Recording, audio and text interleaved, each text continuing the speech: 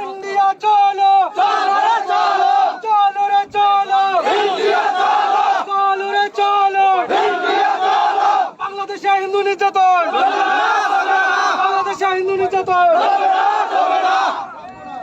জয় শ্রীরাম জয় শ্রীরাম জয় শ্রীরাম জয় শ্রীরাম বাংলাদেশে হিন্দু নির্যাতন চলবে না চলবে না